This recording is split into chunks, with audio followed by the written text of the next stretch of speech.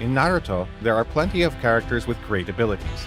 But when we think about the power of Minato Namikaze, the things that come to mind first are either the Flying Thunder God technique or Rasengan. I am not surprised since those two techniques are the ones that are used by him almost all the time. But what if I told you that Minato was also able to use traditional ninjutsu techniques based on nature transformation? This is the topic of today's video, but before that, I want to ask you guys to like this video and subscribe. Also, make sure to turn on notifications for upcoming videos. It sure helps us a lot to grow. I wish you all to have a wonderful day, and let's dive into the video. Well, Minato was one of the most powerful shinobi in history, considered by many to be unmatched by anyone else. In Naruto chapter 240, we see that during the Third Shinobi World War, flee-on-sight orders were given to enemy shinobi should they encounter him. During the Nine-Tails attack on Konoha, it was only through Minato's actions that Tobi and the Fox were defeated and the village was saved from destruction. Over a decade later, with the looming threat of Orochimaru approaching, Minato was believed to be the only one who could have stopped the Sannin. Minato's fighting style revolved mainly around suddenly appearing and just as quickly taking down enemies, often excluding traditional time-consuming methods such as hand seals. Minato had very limited time in the series. For a lot of time, his powers and abilities were a mystery for us. Part 1 and early Shippuden built Minato's hype to impressive levels before it was decided that Hashirama was going to be the strongest Hokage, a retcon that only happened because of necessity. Hashirama needed to be overpowered because he had to rival Madara Uchiha, who was going to be the final villain of the series. This was also long before Kaguya was conceived. There were a lot of hints that suggested that. Firstly, for most of the series, including Shippuden, we were led to believe that the unleashed full nine-tailed fox was the most powerful, dangerous, and evil being in the world, the supreme incarnation of evil that everyone was scared of. It was said that the fourth Hokage was the one who defeated it, and it was stressed that nobody else could have done it. Minato was the archetype of the self-sacrificing hero. Secondly, when Hiruzen and Anko were discussing Orochimaru, Hiruzen claimed that nobody in the Leaf Village, not even himself, was capable of opposing him, to which Anko responded that the fourth Hokage could if he were alive. Then the reanimated first and second Hokage began spawning their jutsu against Hiruzen for a while, but they couldn't accomplish much. Nobody was particularly impressed, and Hiruzen only admired Hashirama's technique because it was the technique he used to build the village, not because it was too powerful. However, when Hiruzen threatened to use the fourth Hokage's jutsu, which is the Demon Reaper seal, we saw that Orochimaru was scared for the first time in the series.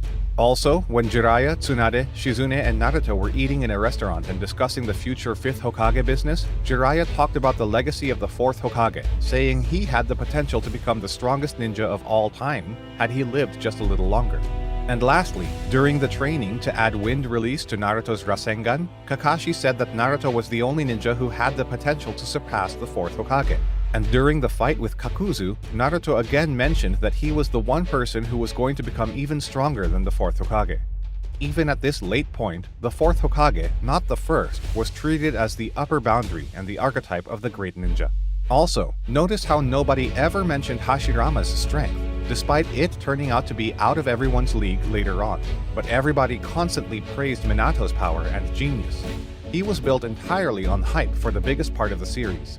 He was almost the Sage of the Six Paths equivalent in Part 1, a sort of mythological figure that everybody admired and hyped, but that we never actually saw since he died long ago. Because the series became much longer than originally expected, Kishimoto had to create new concepts and recycle old ones. Keeping Minato as the strongest was no longer viable after a certain point in time, because he had already milked Minato's potential to the limit, but still had a long story ahead of him to write. New characters must, as a general rule, surpass the previous ones in order to maintain the steadfast tendency of growth. And since he had milked Minato at the beginning, he had to resort to the still underdeveloped Hashirama and Tobirama for more. This is also the reason why the Nine-Tailed Fox ceased to be the strongest force of evil. When Minato's abilities were finally revealed, I was a little disappointed. In my mind, he was supposed to be a top-tier ninja who excelled in every aspect of fighting. Just like Hiruzen or Hashirama, I expected Minato to have mastered all the skill sets and combat forms of the shinobi art, and be able to use each of them with the highest level of power and control. And when I found out that his main fighting style involved Flying Thunder God and Rasengan, I was a little disappointed. Sure, those two techniques along with Minato's Fuinjutsu abilities are cool, but I expected more versatility from Naruto's legendary father. and it seems he actually knew ninjutsu besides Rasengan. Well, in the Naruto databook, it is said that Minato was proficient in the nature transformations of fire, wind, and lightning, along with yin and yang release. That means he knew and could use nature transformations.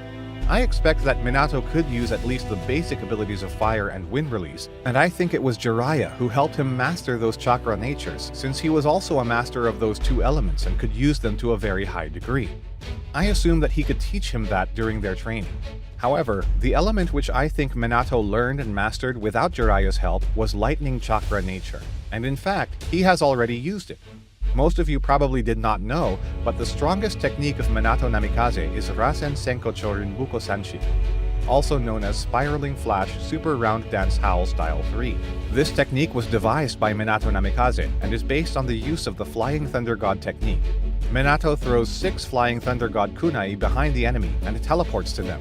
The technique can also be used with the help of a shadow clone, though this is not a compulsory component of the technique's execution. It should be noted that this technique has never been seen in its entirety. In Naruto chapter 639, during the 4th Shinobi World War, Minato was planning on using this technique. He teleports his clone to his side and prepares to use the Spiraling Flash Super Round Dance Howl Style 3 technique with the clone. However, he was interrupted and was unable to use that technique, and right when he was going to use it, he joined Tobirama, Naruto, and Sasuke to directly fight against Ten Tails Obito. It's true we have not seen this technique in manga, but we saw it in Naruto Shippuden episode 417. In the anime, the usage of the technique was enough to defeat an entire platoon of shinobi. Though it was not seen directly, it produced a lightning flash and repelled the enemies with great force. It also seems to require the kunai to be placed in a circular pattern, a possible reference to its name. We don't know exactly if he uses nature transformation during its usage or not, but I think the yellow sparkles could be because of lightning release. In Raikage's case, we know that lightning really boosts a person's speed, as it was shown when he was using lightning chakra armor. We know that this nature transformation makes its users much faster than they already were, and now imagine Minato, who is already the fastest shinobi of his time in base, adding lightning releases to his teleportation technique. He would be untouchable, and I can't see anybody, maybe besides high Six Paths characters, touching him. In the official Naruto game, Naruto to Boruto Shinobi Striker, we can see how overpoweredly fast he looks, and I have a really hard time thinking that anyone could match him if he used that technique. I am very disappointed that we never saw Minato using standard ninjutsu in the series. I think it would be great to see him using it, and it would add a new layer to his character.